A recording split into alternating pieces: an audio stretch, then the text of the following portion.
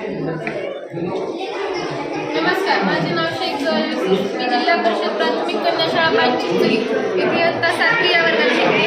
माझ्या मैत्रिणी नवतल्यवाड सृष्टी आहे. आम्ही दोघींनी मिळून हा कार्बन ऑब्झर्वर हा प्रोजेक्ट तयार केला आहे. आपण आपल्या उद्योगपती पाहतच असतो, आता उद्योगधंद्याचे प्रमाण वाढले, शहरी औद्योगिकरण वाढलेलं आहे. मोठमोठ्या कारखान्यामधून निघणारा धूर आणि कार्बन स्वरूपी प्रचंड मोठ्या प्रमाणात हवेमध्ये मिसळून विविध आजारांना निमंत्रण देत आहे, आरोग्य धोक्यात येत आहे. मानवाची गरज पाहता विविध उद्योगपद्धतीला अत्यावश्यक आहे. त्यामुळे यातून निघणारा जो धूर आहे तो हवेमध्ये मिसळण्याआधीच नष्ट करता आला तर किंवा त्याचे शुद्ध हवेमध्ये रूपांतर केले तर हा प्रश्न आमच्या मनाला भेडसावत होता.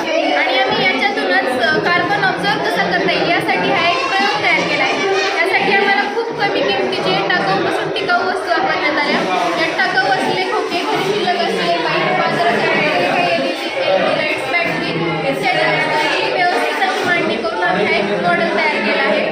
यामध्ये या कारखान्यामधून निघणारे धूर ज्यामध्ये खूप असे विषारी वायू असतात, हे जर आपण व्यवस्थित एक्झॉस्ट काढणारे बाहेर काढल्यानंतर आपण पाणीचे जसं फिल्टरेशन करतो तसं या ठिकाणी पाणी आणि कॉटन यामध्ये हे विषारी कण अडकले जातात आणि एक प्रकारची शुद्ध हवा बाहेर पडत असते, ज्याच्यामुळे आपल्या पर्यावरणास कसलाच धोका होणार नाही. आणि आपण जर दिल्लीचं उदाहरण घेतलं तर दिल्लीमध्ये खूप फॅक्टरी आहेत आणि जास्त फॅक्टरी असल्यामुळे तिथं प्रदूषण खूप जास्त होतो आणि अक्षरशः